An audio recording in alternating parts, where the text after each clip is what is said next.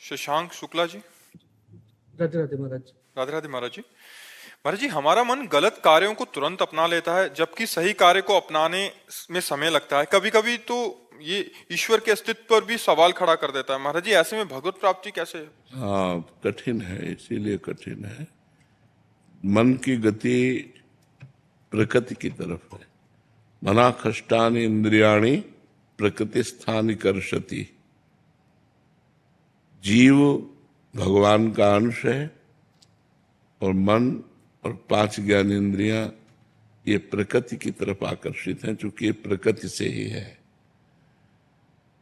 जैसे पानी को कहीं भी डालो नीचे की तरफ ही जाता है, उसे ऊपर उठाने के लिए यंत्र की जरूरत है, मशीन की जरूरत है। ऐसे ही मन की अधोगामी गति है, इंद्रियों के भोगों की तरफ जाना।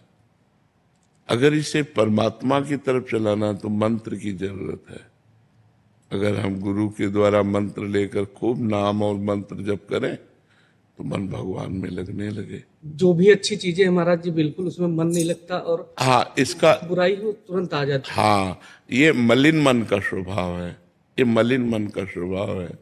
इसको निर्मल करना होगा। इसीलिए तो साधन धाम मोक्ष कर द्वारा मनुष्य शरीर जो दिया गया है वो साधना के लिए दिया गया है। साधना करके इस मलिन मन को रोका जाए। मन जो है जब निर्मल हो जाता है तो गंदी बातों की तरफ जाता ही नहीं। महाराज जी, आपके आदेशानुसार राधा नाम का जाप भी करते हैं, लेकिन फिर भी महाराज जी मन उस जाप पे ना करके दूसरी तरफ। हाँ, अब आपको ये देखना होगा कि एकांतिक में हमने एक बार कहा था कि जैसे हमारा भजन 50 ग्राम है और हमारा पाप 500 ग्राम है, तो क्या फर्क पड़ेगा? जब हमारा भजन 550 ग्राम हो तब जाके फर्क पड़ेगा। तो हमें रात दिन बिना किसी फल को देखे कि हमारे राधा नाम का कोई फल उत्पन्न हुआ कि नहीं, हमें जपते रहना है। तो जब भजन पाप के ऊपर भारी पड़ जाएगा तो मन प्रभु में लगने लगेगा।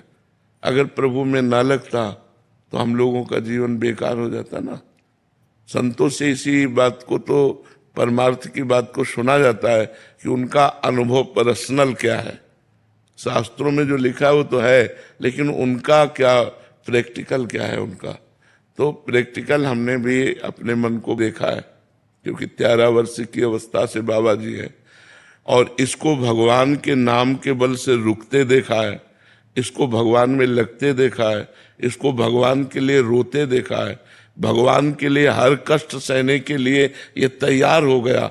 भूख प्यास गर्मी सर्दी गाली अपमान ये सब सहे केवल भगवान के लिए। तो वही मन तो था जो संसार की तरफ जा रहा था, वही मन भगवान की तरफ राजी हुआ तो सब कुछ सहने के लिए तैयार हो गया। तो हमें ऊबना नहीं है, हमें नाम जप करना है। नाम जप करते हुए हमारा मन नाम में नहीं लगता, भूत भविष्य की बातों में लगता है, गंदी बातों में लगता है। इसकी हमें चिंता नहीं करनी, वो नाम जप सब ठीक कर देगा। हमको केवल नाम जप पर ध्यान देना है। एक संख्या बनाओ नाम जप की कि हमें रोज 50,000 नाम जप करना है, रोज 1 लाख नाम जप करना है। काउंटर खरीद लो, माला ले लो, जिससे आपको रुचि बने वैसे गिन करके नाम जप करो तो ज्यादा लाभ मिलेगा। आज इतना जप किया, आज इतना जप किया,